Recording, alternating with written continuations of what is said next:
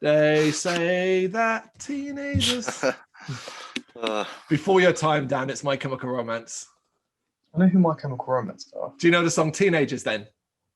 I've heard of it, yeah. Go listen to it. Listen to the lyrics. Okay. It's what all us old people think of you teenagers, man. It was written about you, I presume. Of course, it's the adult's perception, isn't it? Yeah, it's kind of weird. I guess they were younger than me when they were writing it, so probably Carl as well. But they're probably for the teenagers of their year, which are probably like the 30-year-olds now. Oh, I'm gonna have to check now. I've got to see how old Gerard Way is in comparison to us. Gerard Way, American singer-songwriter. Oh my God. I did not know that. He's 44. Yeah, he's older than me, man. Fucking hell. I don't think anyone was older than me anymore. I would never. I'd have said mid-30s, maybe at a push, but 44. He was older than us, older than both of us when he was singing in emo. But oh man. Yeah, shit, man. That's kind of weird because when I was like in 30s, he was still wearing like the emo kind of makeup and school uniforms and stuff like that, but he was probably like 35. Weird. That's kind of weird. It's kind of creepy, man. Yeah. It's a new light. There you go. Yeah. Should have recorded that. Our review of Gerard Way's Age.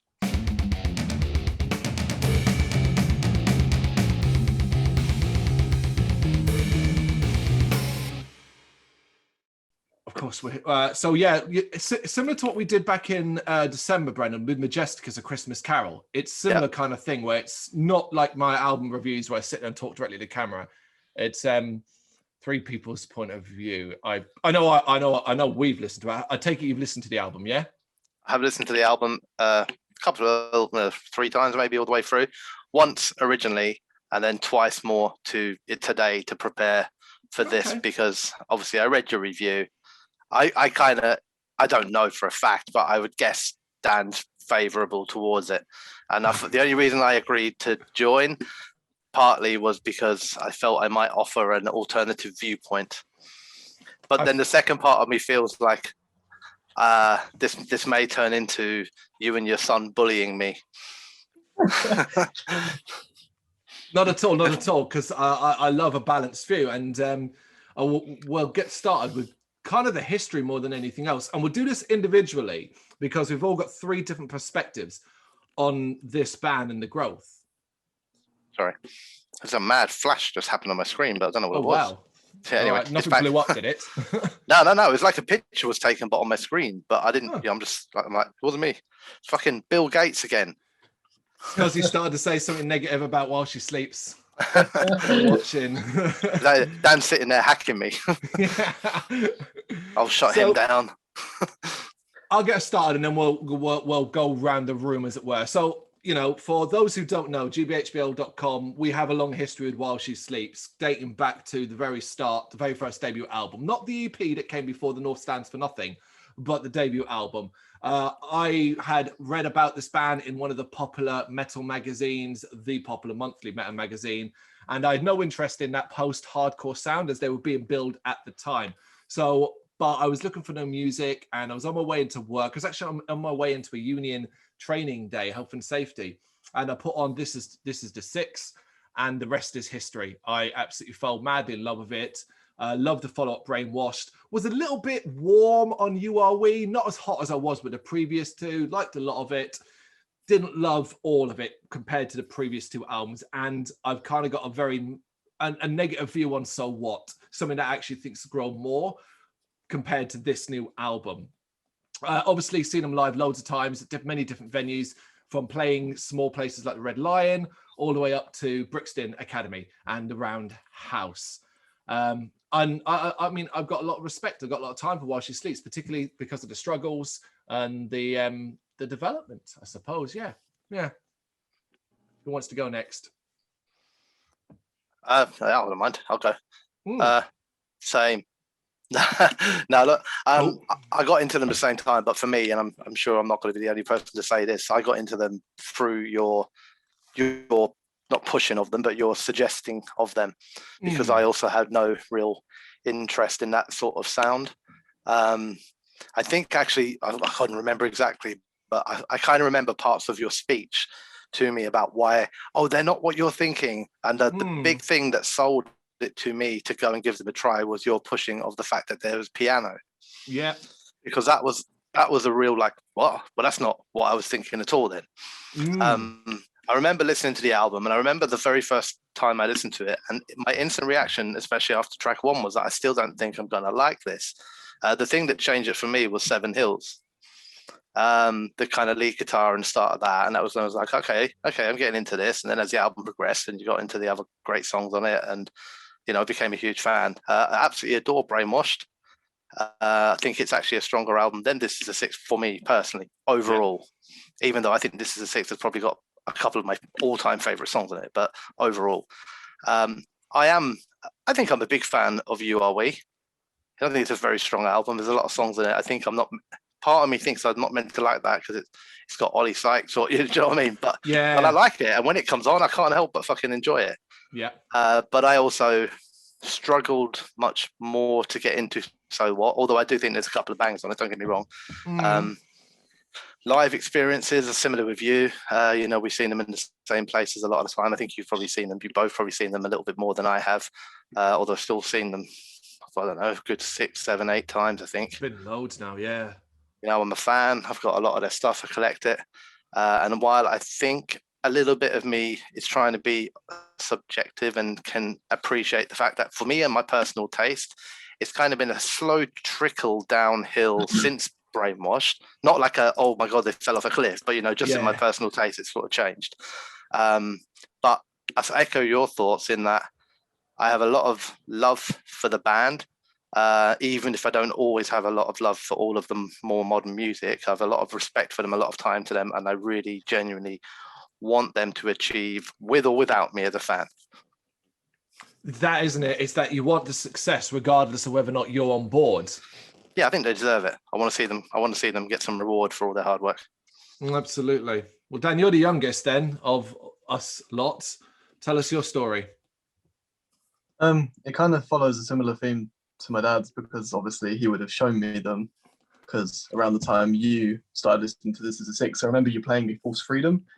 We were going somewhere in the car, it was quite late at night, and the little gang vocal bit in False Freedom came on, and I piped up and I asked you who they were. And from there I just remember being obsessed with them. They were the first like metal band that I actually liked, because before that I was listening to a lot of like ska and Blink-182 and rock and stuff, yeah, stuff like that. It was the first proper like metal band that I properly got into. And they are held very, very, very close to my heart. Like I wrote this. I did a little write up, and I said that I think I'm going to be biased, but I explain why, because they've been my favorite band for like a very, very long time. And I think that without them, I wouldn't be the same person I am now, because I perhaps wouldn't have gained that same appreciation for the music that I have based my entire life around, basically. With their albums, I love This Is a Six and Brainwashed. You Are We is my least favorite release of theirs. I very rarely listen to it, but So What. So What over? I really, really like So What. Yeah. So this is where the difference in opinion comes from, and I think Sleep Society is a very, very strong like lead up or follow up. Yeah, we'll certainly get into Sleep Society in a bit. I mean, it's all very similar paths in that regard. I would argue, and I'm sure Brendan would agree with me on this, that your fandom of While She Sleeps has surpassed both of ours by quite a distance. Yeah, absolutely. I think so, and there's nothing wrong with that. That's great. I think it's weird. I don't think all three of us are fans. That's the thing. Like here, this is like in no way, even if I say anything negative at any point about this, is not a While She Sleeps bashing video. All three of us are fans. Spent a lot of money on their shit, man. A lot of money. I'm sure Dan spent even more. But I do think like if you were doing it in a pecking order of who's kind of most on board, obviously it would be Dan, then you, then me, I think. But also you two have like a kind of strong kind of bond over While She Sleeps as well. Do you know what I mean? Well, like Yeah, to a degree, but Dan, being a grown-up now himself, is certainly surpassing like my not my expectations, but what I would have seen or understood once upon a time. Like you were the one that went to the pop-up shop in London before I even considered going. It's just by chance that I ended up bunking off work for. But that's the perfect example of like our different levels of fandom on this, because Dan was the one who went. You weren't considering it, but went, and I just didn't go. Yeah. Okay. Do you know what I mean? Not But because I had a problem with it, but no. But before the release of Sleep Society, I would have put me and you on level pegging in the sense that I was slowly finding myself getting off the train and beginning to wonder, look, they might just be going in a direction that's not for me, and that's fine. But Sleep Society for me has kind of brought me back on board to a degree. I'm not going to obsess over them the way Dan does, but that's purely because, no, I thought about this today, and it's not a slur. I've thought about this and I wondered, right? Because the build up to Sleep Society, there's been so much content, but I barely was able to keep up with even a quarter of it. But that's not because I think they're doing too much or doing this, whatever. It's because I listen to so many other bands. I have to for the site and all that I have to always move on. So like I can't sit there and go, well, let me check out this 30-minute Patreon video they did about tabbing or the writing of this. I just can't. And that's it. Whereas I think you're in a blessed position where you get to focus on a core certain bands for a certain period. You know, in a couple of months' time, while She Sleeps will go quiet, so to speak, and then there'll be your next one you're able to focus on and stuff like that. Am I right or wrong? To a certain degree, yeah. You're right. To a certain degree. Yeah, because obviously I'm always idly listening to a bit of everything. I've got big playlists full of stuff that I just stick on shuffle. But like the last couple of months, it's just been Alpha Wolf. You know, I've been listening to so much of them. I got to work with them, and it was like their new album just came out, and I've been massive into them. But I've been listening to them a bit less now with Sleep Society coming out, and so it's like whatever's really on the forefront will probably get most of my attention. Well, that's fair enough. That's fair enough. All right, well then, in short terms, we can go deeper first. Just say what you think of Sleep Society. Starting with you, Dan. I love it. Yeah, I love it too. I do. I really do. pretty weak. Wow. Yeah. Okay, that's really interesting. It's really interesting. So, of course, this is Sleep Society, While She Sleeps, brand new album and 5th overall, which is still quite a shock that it's their 5th album overall to date. Released, what was the date? Like, what was the date? 16th of April, just gone by at the time of recording. 11 tracks long. It was effectively self-released or under their own label, Sleeps Brothers. But what confused me was the sort of in collaboration with Search and Destroy Records, Spine Farm Records, UNFD, and Universal Music.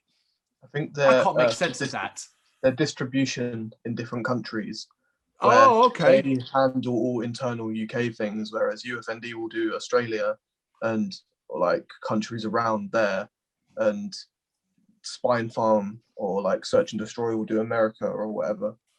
Right, I mean, all the labels are known. You're right, actually, that does make much more sense. It's because the collaboration part really confused, because normally it would say, particularly when I'm looking at promotional material and things like that, distributed by and so on. But this was in collaboration. I'm thinking, huh? So what, 4 labels will work, 4 labels working together? It was confusing me. But the While She Sleeps expert answers the question.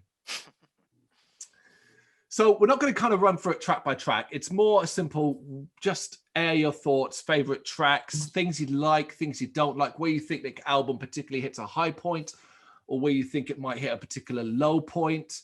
I mean, obviously I wrote the review on the site. That was off the back of a very, very exciting time. I probably listened to the album 10 times in one day and then popped to the shop, spent stupid money, which I have slight buyer's remorse just because of the cost, but it's one of those where it's like, I mean, I'll show it now. If you haven't seen it, it's this thing.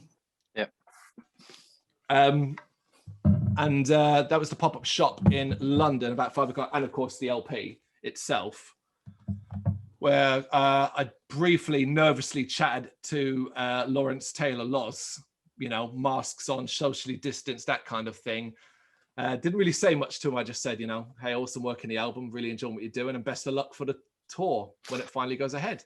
Oh, it's a good thing I wasn't there. Which is pretty weak. You'd never say that. Of course I I wouldn't. wouldn't No. say that to his face. You'd make him cry. No, but you can these days because you can't see anyone's face, can you? So you feel braver. I'm pretty sure when his eyes stop watering, you'll notice.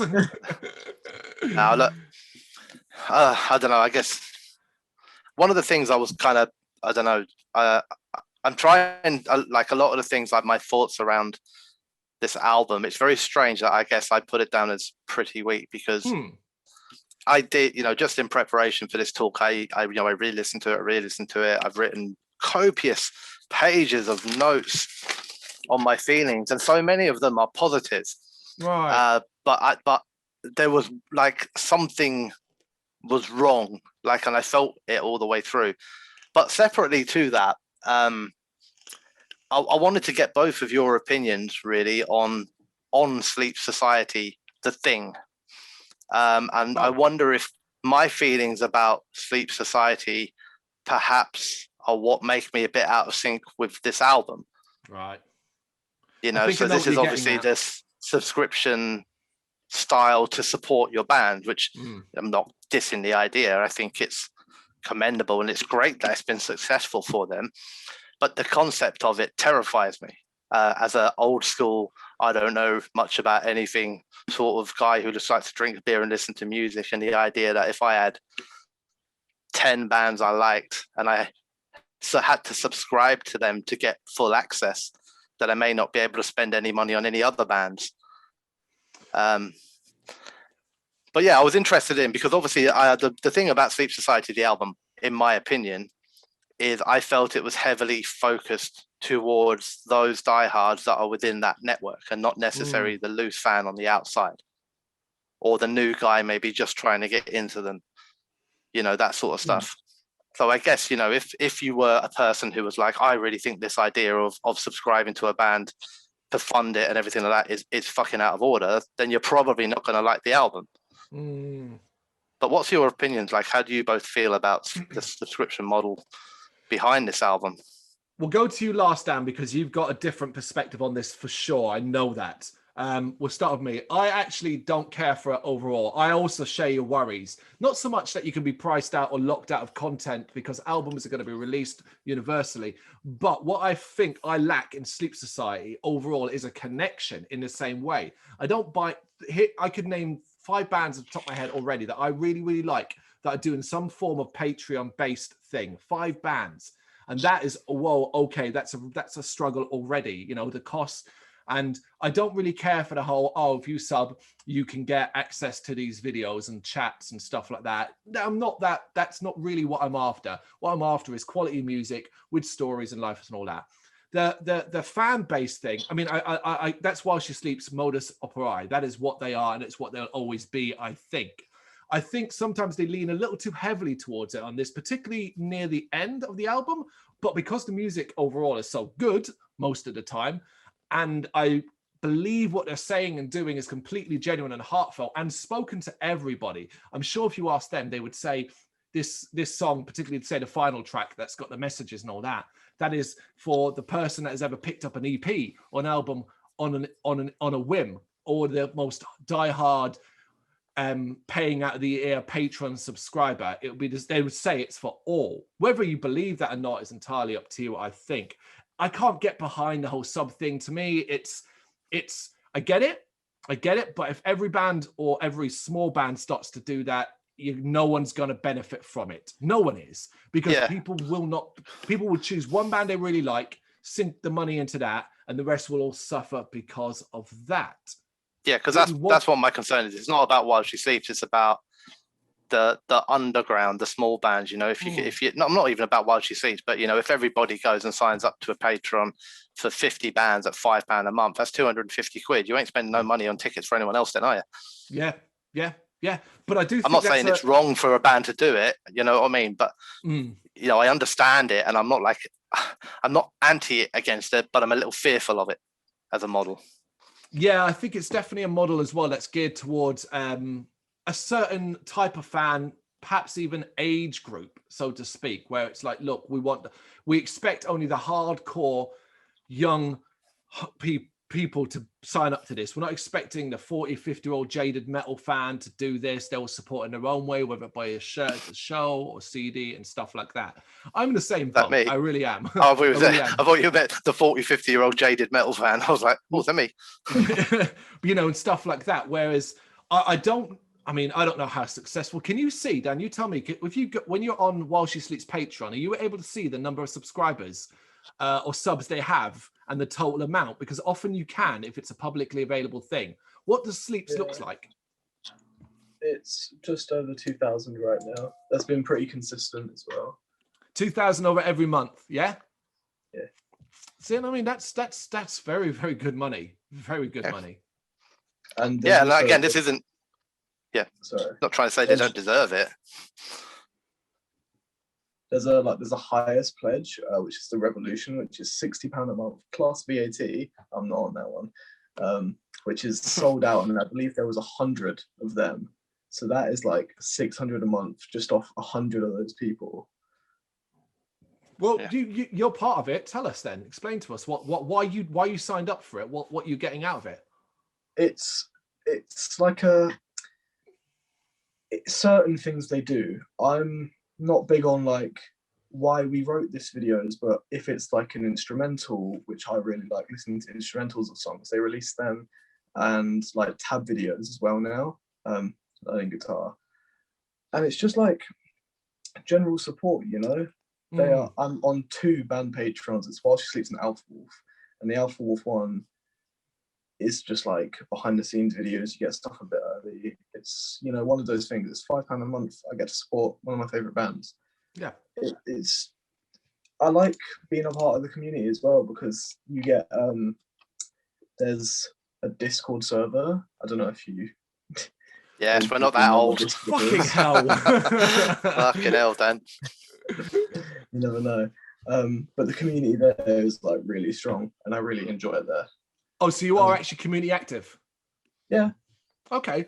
I mean, that's the thing that we're always going to be missing, I think, Brendan, is that's not something, I don't even know if I'd have the time to do this sort of thing, you know? It's a weird thing. It's like, I completely understand why people would do it. And, you know, if it, I guess, when the truth of it is like, it's not much different to like, if I had been, I don't know, 18, 19, 20 and Metallica did something like this around then, I couldn't say for definite that I wouldn't have signed up to.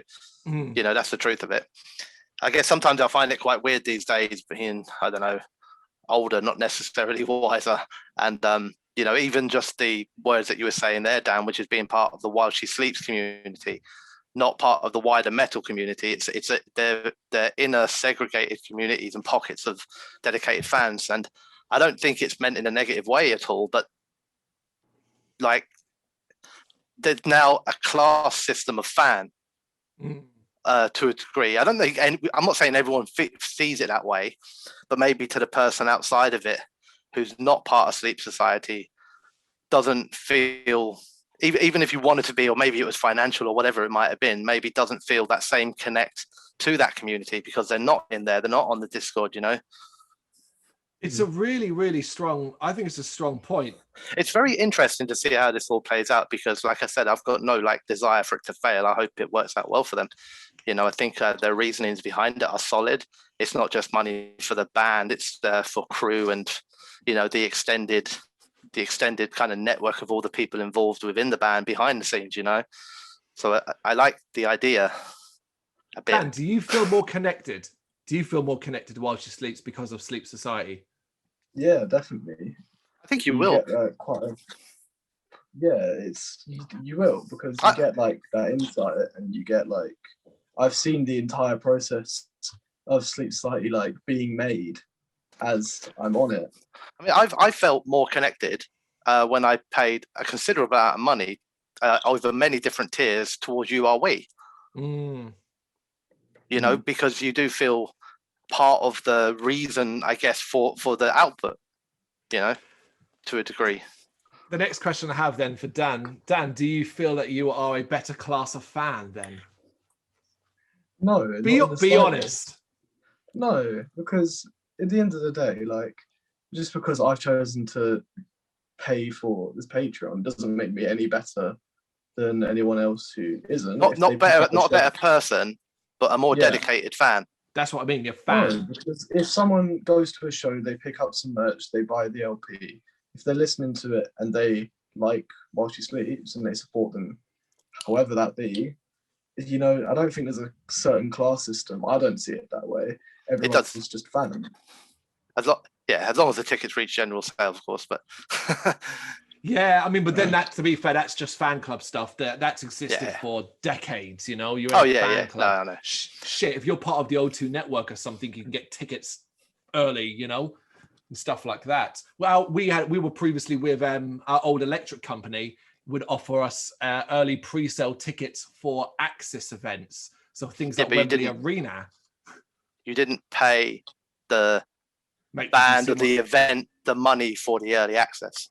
No, but I paid a high electric bill. That's why we changed. Yeah, but I was saying it was a perk of a separate thing. It wasn't a case of the fan club is exactly the same thing. Don't get me wrong. You know, you pay money towards a fan club and you get the opportunity to maybe get, I don't know, merch that isn't released elsewhere and all that. So, you know, I think that's a good comparison. And then that's probably my old fuddy-duddy side as well, because I would never pay for a fan club. I pay in ticket sales and T-shirts from the band, not from general fucking sites like EMP. That's supporting the band in my old-fashioned way. It's a weird modern thing that I can't say I'm particularly on board or up with either. You know, I happily will buy these records. And if we're talking Dan, superfan, he doesn't have a wooden plaque, do you? Ha! When I bought it, I took a picture and sent you it. And yeah, I showed Lou your messages afterwards. But yes, the album. So for me, right, I'm going to just fly through some of my opinions. So for me, the biggest thing about this album is that whereas So What, to me, was very confused about what direction they wanted to go in. The ideas they had, the experimentation, they took it too far, didn't really understand what they were doing a lot of the time. And for me, So What ended up being a bit muddled. While it does have bangers, as Brendan said, muddled. Whereas to me, this album is them getting it finally, understanding what level of experimentation works for them, while also not moving massively away from their core sound, as can be often found in certain tracks. There are some here on there, I think, are the ones that would be polarizing. That if you were, if you went from This Is the Six and didn't listen to anything in between and went, you know what, man, that band was amazing, I'm going to check out their newest album, you would recognize some of it in some of the songs. You'd be like, oh, that kind of does sound like it, or them. But you would be lost, man, because it's night and day stuff. Yeah. But if you've done that, you're a bellend anyway. I mean, Jesus Christ, why would you do that? Yeah, but yeah, I get your point. Yeah, go on. You were going to rattle off some of your opinions then. Let's have some opinions. So for me, they probably opened this album with the best opener they've ever done. I think the best opener they've done across all albums. Enlightenment, I think it's not even close to my favorite track on the album, but I think it's arguably the best opening track While She Sleeps has done. That's a big, big thing for me. For me, I'm torn between two particular tracks that I consider to be the best songs on it. I love You Are All You Need and the title track Sleep Society, which has actually been around a little while as a single. But those two for me are the bangers. I will admit to erring towards the heavier side of music on this album over the softer stuff, but I do like a lot what they do with the soft stuff. I didn't think I'd like Nervous, which obviously features Simon Neil of Biffy Clyro, a wonderful, wonderful vocalist in a pretty bland band. But there you go. I really like it. But the one that shocked me, and when I was listening to it on Apple, if you listen to it on your phone, sometimes the rest of the track will be not viewable in the track list. And if you hit the track and then it will slowly scroll across. And it was No Defeat for the Brave. And I had the words featuring, And I was like, featuring who? Waiting for it. And I was like, Derek Whibley of Sum 41. What? And I love Sum 41. I think they're brilliant. And Derek Whibley is a genuine person that I think just deserves all the respect for not just what he's gone through in his life, but how he's sustained himself and turned Sum 41 from the pop punk band they are now into a really, really good rock band. But I think he's fucking excellent on this as well. Absolute blast. When I got to the last track, DN3 3HT, I generally wasn't too sure about this one. This was almost knocked down to an 8 out of 10 for me. because I really wasn't sure as this is an outro, which obviously it's the kind of recorded messages from the band, thanking the fans and stuff like that. But in context of the whole album, I actually ended up really loving it because I thought only this band could get away. Now, admittedly, I thought about Brendan when I heard this song because many years ago, I remember playing Brendan a song by a band called Volbeat, and it was called Thank You. And it was a wicked rock bouncy number that was basically Volbeat thanking the fans. Brendan hated it. And I was like, shit, he's probably not going to like this either. I remember you showing me that song when I was quite young. Oh, such a great tune. Forgetting about the Volbeat song because it's not a great tune. It's fucking sorry, but opinions and all that. I don't hate this. The problem I have with it is where the line gets drawn between a thing that sounds like it's a bonus or and a proper song for everybody, even for the new 13-year-old who's never heard them before but just downloads it and wonders who the fuck are they talking about. Right. Do you know what I mean? I don't hate it. Of course I don't hate it, although I think it's lovely, which I think is what it's meant to be. It's very nice. It tugs on your heartstrings. Am I going to be turning that up full volume and listening to it onto the train to work ever again? No, ever. I listened to it once. I thought it was lovely. Just like if somebody writes you a thank you letter or gives you a thank you card, I don't carry it around with me and reread it every day because it's the loveliest card I've ever got. It's a lovely gesture. To me, it's a 10-track album with a bonus to a degree. And I genuinely don't, that's no disrespect or hatred to it. It's really nice, but is it a full song? In my opinion, it's not. It's just a lovely thank you at the end of an album. I agree with you. I wrote down that this. I'm going to tell you exactly what I wrote down, and I did write this nicely as well. I didn't mean this in any disrespectful way or anything like that. So, and I'm not saying that because I'm about to be disrespectful either. I wrote down it's a lovely bonus track. It's a heartfelt but digital version of the back of an inlay cover. Because that's what they used to do. They used to put it in the inlay cover and say, Loz would like to thank. Matt would like to thank. There we go. Sean would like to thank. And that's what it was. And that's what it felt to me. Yeah, I mean, I completely agree with saying it almost does sort of suggest that perhaps in the grander scheme of things, it should have been a 10-track album ending with, the featuring Sleep Society part as well. And then this has been a bonus track or even a hidden track. Do you know what I mean? I do the old classic thing of that's what I kind of think. Outro. Yeah, that's what I kind of felt like it was to a degree, and like genuinely nothing wrong with it. Although I think you have to be like, if you take away the lyrical message, the content of the lyrics or the spoken word, it's not something you're listening to going like, musically, this is blowing me away. Right. There's not a lot going on. It's meant to be simple and it's meant to be subdued. And I understand what it was meant to be. I'm not like, oh God, it's not Slayer. It's not that sort of conversation. But it's at what point does a song become a song? Yeah, Dan, we're from the old days of when hidden tracks were every album had some bloody ridiculous. Did you ever? I don't know if you ever listened to Korn's album, Follow the Leader. The first 13 tracks are just silence, and then it kicks in at like track 14. Yeah, they're like 5 seconds long, and it goes one, and you're just looking at it going, "What's happening?" And then finally, at track 14, the first song starts playing. But what it used to be a lot of the time is you would get a bonus track at the end of it. It wouldn't always be a track, similar to how I don't really feel like this is a track as such, where it might have been like a phone message that they've left on there, or it might have been a quick chat they were having in the studio. Yeah. Similar things sometimes, thanking people, and you know what I mean? And that's what it felt a little bit like to me. Not to say that I didn't like the message of it at all, and I thought it was well spoken. I thought it was genuine. I felt like they, I didn't feel like a scripted kind of message or anything like that. I felt like they meant it. I felt like it was heartfelt. But if I put a song on, that's to me like, if you're going to work tomorrow, you're going wherever you can, and you put your headphones on, you ain't playing that. No, or maybe you are. I'm not. That's true. Dan, what about you? I spoke to my friend about this particular song because we were talking about how I personally felt how the album was quite short in comparison to some of their other albums. And I basically said, without the end, which it's the end backwards, and like PI, it's really short. It's like 35 minutes. It might as well be an EP. that's not a bad thing. No, you are right though. But- it is, yeah. It's short, yeah. But I said that on repeat listens, it will get jarring, and that I'm just going to skip it because like it's a really nice heartfelt message. I listened to it once, but as you said, I'm not going to be sitting there listening to it every time. Call of the Void is the album ender for me. Yeah, I agree.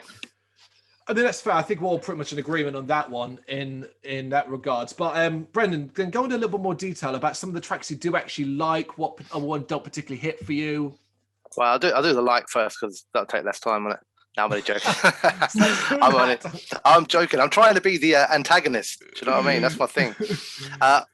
It may not be. No, it won't. I don't think it'll be a surprise to either of you that my two favorite tracks on the album are the exact same two tracks that Carl said. And obviously, I also lean to the heavier side. I would honestly say that I believe You Are All You Need to be in my top 5 or 6 all-time While She Sleeps song. I think it's fantastic. It's an absolute banger. And what was the other one? Sleep Society, the title track. Sleep Society was a bit of a surprise to me because Carl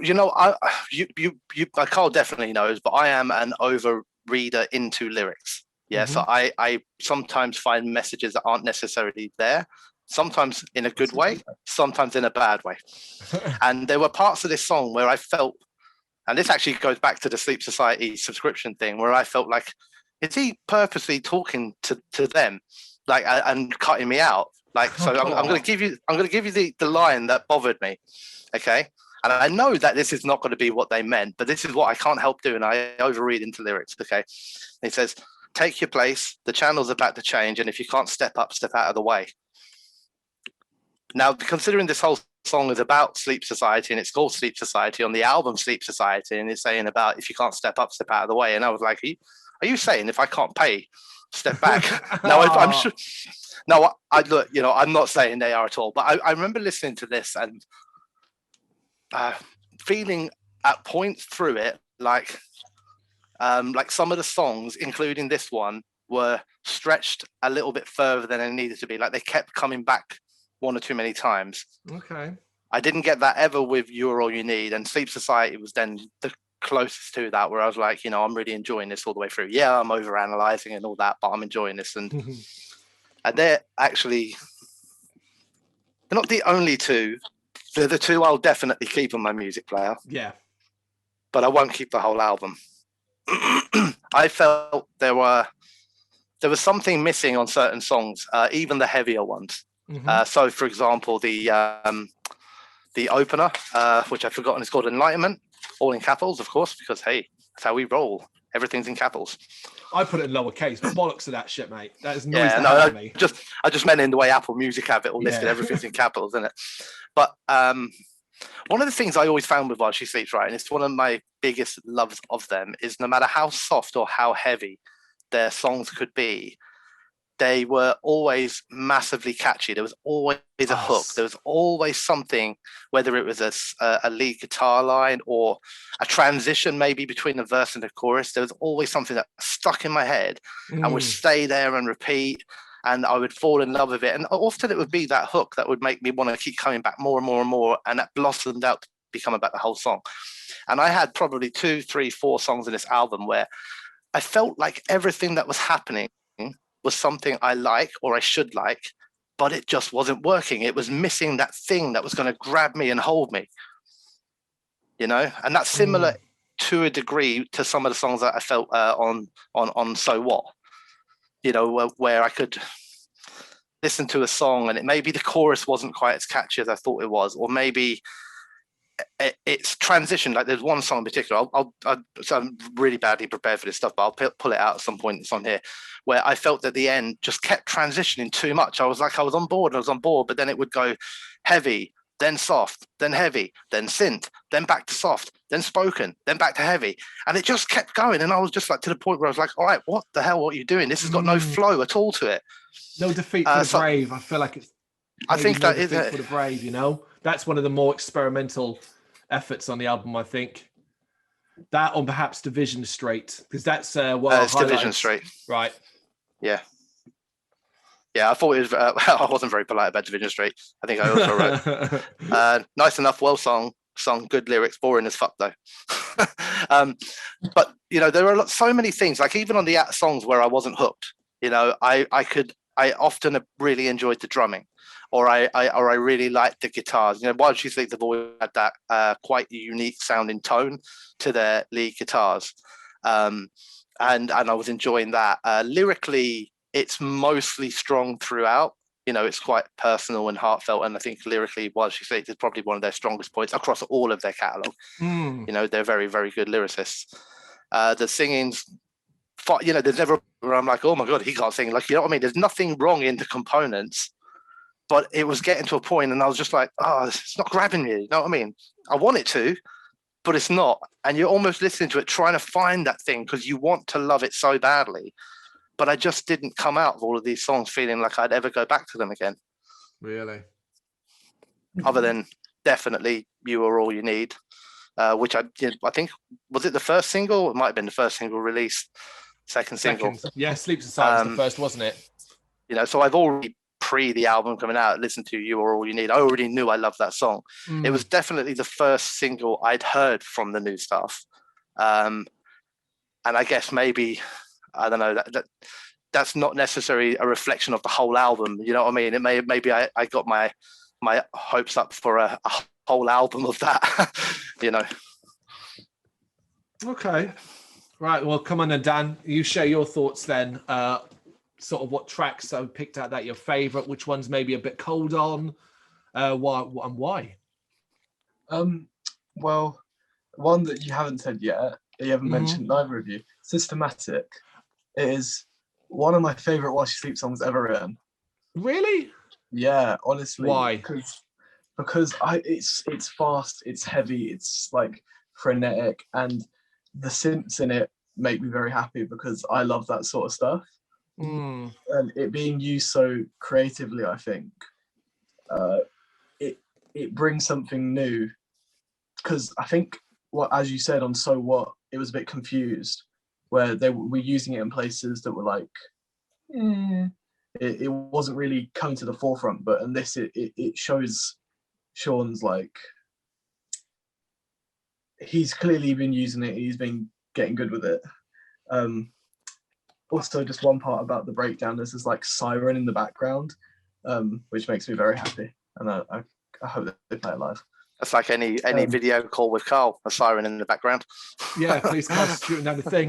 No, I mean, I will add about Systematic. I do have something positive to say in that the fact that it kind of utilizes the rap stuff that briefly popped up in So What and were done pretty poorly on So What. In this, it's done in a faster, more Spitfire way that you almost don't really recognize as being perhaps rap style vocals, but that's one of the improvements I'm talking about on So What, and that's relevant and Systematic. I also, the effects you're talking about, I kind of referenced it being kind of new metal-y, and not in like a negative way. No, yeah. See, for me, it was a negative. I agree with you that it's more settled, and I can see the use of it is more logical in the song compared to, say, some of the more experimental tracks and So What. But it doesn't mean I have to, I don't have to like it. And I felt while listening, mainly in the intro, but also when it kind of crops up in the background, like kind of as a low trail behind the verses and stuff like that, as like I thought it was going to bounce into Breathe or Firestarter by The Prodigy at some point. So I agree with you. Yeah, it looks like they definitely, their skill set with how to use it and whatnot has improved in the way that they want to use it. But it's just another one of those unfortunate facets, which is not how I want them to use it. Do you know what I mean? It's just one of those things. Fair enough. Carry on, Dan, then. We interrupted you, as we often do. Know Your Worth is probably my second favourite song. Are you just being contrarian and picking the songs that we didn't mention on purpose? No, genuinely. Systematic and Know Your Worth have really stood out to me, along with Enlightenment. That one really caught me at the start, and I was like, oh, that's really cool. They said that when they play live, they'll come out to Sleep Society, which I think is perfect, really, because I was like, Enlightenment could be good, but then they said Sleep Society, and I was like, yeah, that makes sense. Shouldn't tell people ahead of time, man. You want to have that surprise. Yeah, You so said all of that us like old a year people could ago. be like, oh, maybe they'll come out to Seven Hills. As if. Do you remember the last time we saw them at Brixton? It was like one song from You Are the Sick. We Are the Sick. This This is is the the six. sixth. This Yeah. is It the was six. Yeah, Defcon I'm as getting my well. albums confused, isn't it? You got really pissy because Loz said this is one for the mushers. Yeah, like we're fucking old. Yeah, I did a little write up and I wrote that in So What and You Are We, I felt the gang vocals that were quite prevalent on This Is the Six were missed a bit, and they've really come back out in full force for this album for songs like Know Your Worth, which is quite, because I think as well it makes sense with the general tone of the album being this community and that family element that's been brought to the forefront, that these vocals with all of them, it makes sense that they come back. I'm not good at explaining things. I said that I think the lyrics for Know Your Worth from literally any other band would be kind of cheesy. But from While She Sleeps, with the entire lead up and that family aspect, they clearly mean what they're actually saying. I agree with you. I actually agree with you about that song in particular. You're right. The lyrical content is one of the songs I did actually pay attention to the lyrical content because I saw the title and I went, this is them going to be saying something. I should probably pay attention to this. But I agree with you. It could be very cheesy. If that was coming from, I don't know, who's a crap band that tries to be popular? Steel Panther. That's coming from Steel Panther. You'd be like, shut up, you mugs. You'd be shut up, you mugs. Stop saying Volbeat. You'd be shut up, you mugs. But with Sleeps, it's genuine, isn't it? Yeah, I mean, also on No Defeat for the Brave, I would say, and it was a really nice surprise for me, the solo is banging. There was a fucking cracking solo on No Defeat for the Brave, which is nice to see because obviously, especially in the metalcore days, the idea of like chucking a huge solo into the middle of a song was something that you wouldn't really see. True. So, yeah. I think this is quite important for me as well. So, past No Defeat for the Brave, I think the pacing is really off. You hit Division Street, which I think is a nice song. Sleep Society is that really fast, heavy, like the opener, which I think should have been the first song on the album. Really, right? It's odd that it's 9. Call of the Void is once again that slow, and then you've got the end, and it's like that is so. It's like a roller coaster with no brakes, but also it's going off a cliff and uphill at the same time. It's like you're being. I agree. It's so confusing. Yeah, I agree with you completely on that. And that was actually something I wrote down in my little kind of notes that I wrote here, is that I just feel that the album doesn't flow across the whole piece. Like you don't really know whether, it kind of comes in hard and fast and then gets a bit confused where it's just kind of up, down, With a lot more different bands I've been listening to, they'll have kind of quite very flowing albums where songs literally transition into each other. And there was missing here, where I feel like songs that should flow together, like Nervous and PI, I think they go really well together. Yeah. But Division Street and Sleep Society doesn't make sense. They do, but that's only because that what is it? What you pronounce that as a word, or is it PY? Is it an acronym? PYA. Put your attention inwards, I think. Right. Okay. PI. Right. I'm just saying it. Because to me that was just an extended outro to fucking hell. I'm good with song names here, aren't I? Too Nervous. It's like a reprisal to Nervous. Almost. Yeah, for like 2 minutes. Intermission. But it's the same. Middle. It's the same tone though. It's the same sort of structure to Nervous. So it's it just kind of carries on like a little reprisal. And that's it's about 2 minutes long, and and again, when you get, like Dan mentioned earlier on, when you get into the length of the album and you start trimming some of these things down, it is a very short album. Not just by While She Sleeps standards, but outside of sort of like hardcore and sort of thrash or grindcore, it's a short album all in. If say the instrumentals weren't there, if they had cut Enlightenment, it would be an EP. It's a short album. I feel like you don't know what an EP is if you keep saying that. An EP should be like 3 to 4 tracks long, less than 20 minutes. No. It's between like 15 minutes and half an hour. That's an EP. It's not about the amount of songs you've got in it at all. I didn't say it was, but I think I know an EP has a predefined this is what it is, but you can get an EP that is 2 tracks long. You can get an EP that is 10 tracks long. You can get an EP that's 1 track long that's 35 minutes. Absolutely. Listen to plenty of them. Love that. Love songs like that. I know me for a good time with that shit. But I think it's just more in the overall sort of scheme actually of While She Sleeps albums, which tend to have much more length to it. You know, you're talking like 13, 14, 15 track albums. Brainwash was like 15, wasn't it? Yeah, I think I mean, it's hard with This Is a Six because it's hard to get past the special editions, which come with like 40 different songs and different versions on it, you know. But even I think You Are We was 12 or 13, I think. So What was about 11, maybe 12 as well. Ended with Gates of Paradise, I think was like near the back end of a 10 or 12 track album. So it doesn't matter, you know. At the end of the day, it's always going to be measured on the quality, not the quantity of output, and that's really what matters. And that's, I guess, the problem for me is because the possibility that there might have been 2 or 3 extra songs that could have been chucked in there. Hey, if I'd have loved those 2 or 3 extra songs, I suddenly love half the album. You know. So there's one question that was happening while I was listening to it, and it kept coming into my head, and I thought, remember this question to ask other people and see what they think in it. So it's not so much whether or not you think this album will be successful. It's whether or not you think the success of this album will be harmed by the recent arrival of another metalcore album that was released similar, making a play for the mainstream with a very clean sound and all that. Architect's latest album only came out a few weeks ago. Do you think that might have an effect on this album? Because not negatively, I don't think. Okay. I think it could have a positive effect. There's a lot of crossover appeal between Architects and While She Sleeps fans that I think it's a good thing for both of them.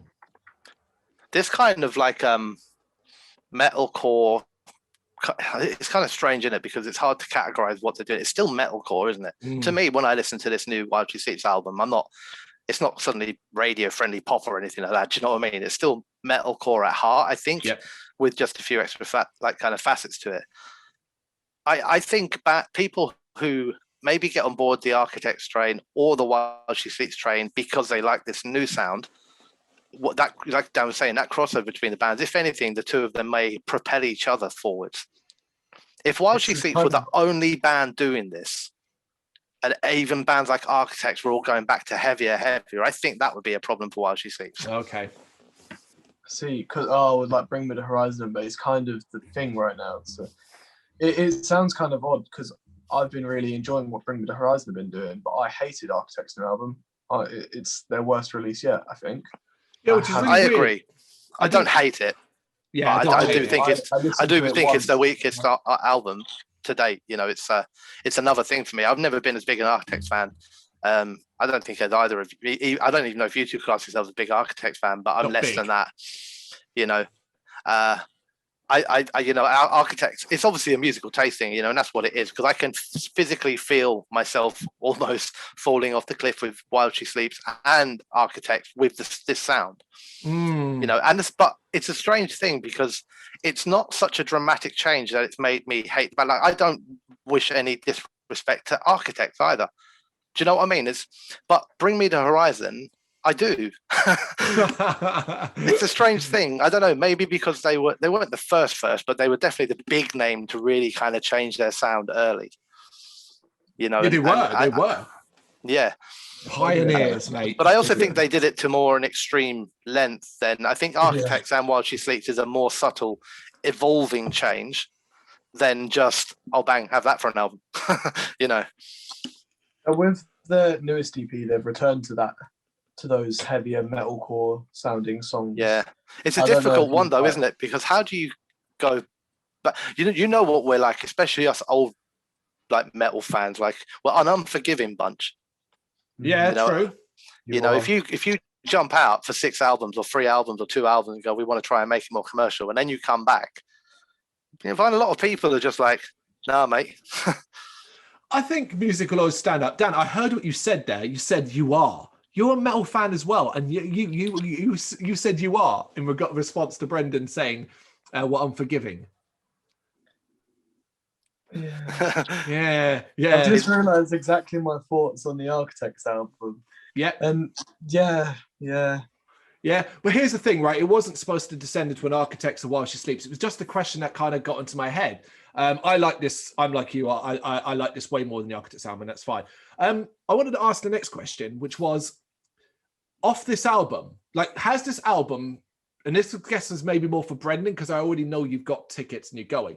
Has this reinvigorated your interest in seeing While She Sleeps live again?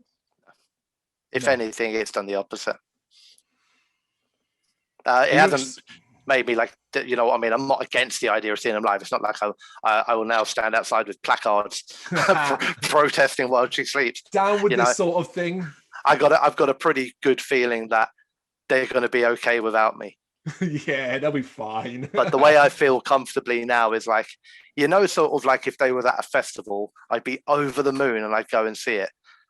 But the truth of it is, and I hate it, but I want to see Brainwash songs, and I want to see the whole catalogue, not just the new stuff. And you know, the fact that there are 2 tracks on this album that I would like to see live, you know, absolutely. One of them Dan's already confirmed as being played.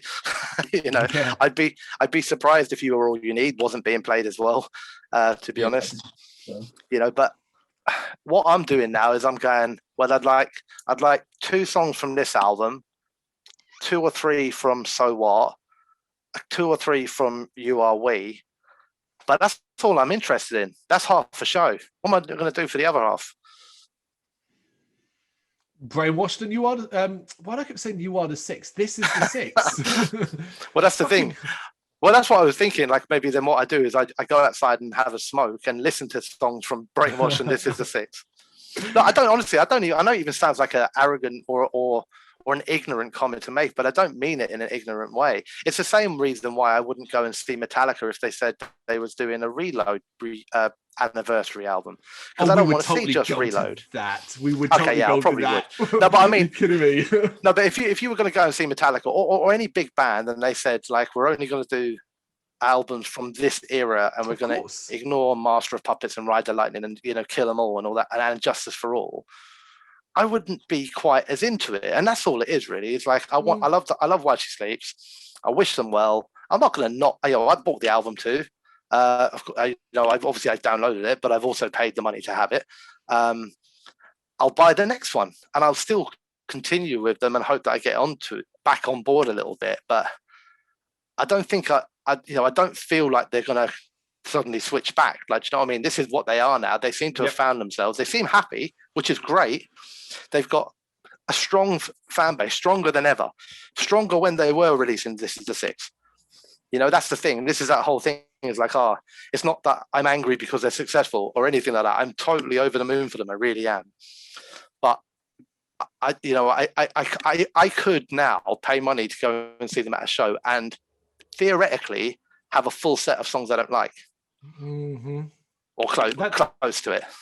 Yeah, you're not wrong. I completely understand that. I'll say mine before I get Dan involved in regards to the fact you are going to be going to see him live. So it's not so much that it's reinvigorated my interest. The problem was that we have seen While She Sleeps a lot. And when I've seen a band a lot, I tend to fall off it and be like, you know what, I need a long break from you. And it'll be a couple of years and maybe I'll come back. I'm not big on going to the same shows over and over again. The last time we saw them was arguably the worst time I've seen them. Not even arguably, it was Brixton Academy headline, and the set list just did very little for me overall. And I know that's like selfish. I want to hear what I want to hear and stuff like that. I completely understand, but I anyone is going to be selfish about your tastes and what you want to hear on a live show. It just kind of didn't do much for me. Now, after that, it was kind of like, you know what, break was needed. There is one reason why I want to see this band live now. And the problem is I'll probably only stay for one song. So I'll probably won't be seeing them live. And I just really, really want to see the last breakdown in Sleep Society, the last part of that song, when he screams Sleep Society and it's the final boom, boom, boom. That shit is going to take off. And I can't wait to see the crowd. It scares me. It's both. And like, they're playing the fucking Underworld. And all I'm thinking is, oh my God, you're not getting out of there alive. You're not. If you're on that floor and that breakdown kicks off, Dan, do not be on that floor. You're not getting out of it alive. That shit is going to be chaotic, and it excites me and scares me in both equal measures. Do you know what I mean? But yes, Dan, of course, you are going to be going seeing them live. When is it now? September, I think. Honestly, stuff keeps getting rescheduled. I've got no idea anymore. Yes, the Underworld in London. That'll be your first time at the Underworld, of course, because obviously you are now old enough to enter that venue. I presume you're excited. Oh yeah, I'm very excited. What do you want to see off this album? Do you just want to see the songs you mentioned, really, or would you want a balance, or would you like to just have a handful of this and then focus on other? I think I'm all for them playing more of the modern stuff. One song I really want them to play live that they're never going to is Gates of Paradise, because it's got that massive end. Bollocks, we all want them to play Love at War and they're never going to play that live, so there you go. You've been complaining about it for years. I swear to fucking Christ, if they play that at the Underworld show, I am going to kick off, man. I am going to join the Patreon, join the Discord chat and just spam it with anger. Particularly as they brought back a fucking piano and keyboards for this goddamn album. They could just use a backing track for the piano. Yeah, but the point is they abandoned that instrument for Brainwash. They abandoned it for You or We. They abandoned it for So What and brought it back in full force on this album. That's a worry. I would say if it is going to have to be a backing track because they ain't fitting no piano in at the Underworld. There is that, yeah. Sam does the piano stuff anyway, and I'm pretty sure he's busy on the drums. So. Yeah, well, I mean, there's the stage at the Underworld, Dan, it is tiny. They're going to struggle to fit all 5 of them up there. Yeah, I think for me, I'd love to see Systematic, Sleep Society for that exact reason. Yeah, that's going to be fun to watch. Some songs, because I hold So What very close to my heart. I've Seen It All and Inspire, 2 of my favourite songs they've written. I know you don't like them, but I love seeing them live and I'd love to see them again. Well, you will get the opportunity, and hopefully I will again in the future when the time is right. As always, this was supposed to be an album review that's descended into a deep dive into While She Sleeps, but hey, that is what the content is for. Sleep Society, you got to let us know what you think of it in the comments. Thank you very much for watching. You can check us out on gbhbl.com as well as on Facebook, Instagram, Twitter and Tumblr. Go to Patreon to help us out over there. That's patreon.com/gbhbl, as well as Big Cartel, where you can find some of our merchandise. We have a podcast running on SoundCloud and Apple Podcasts. And of course, if you like this video, do us a favour, hit the subscribe button and help the channel grow. Games, horror and heavy metal. What else is life for?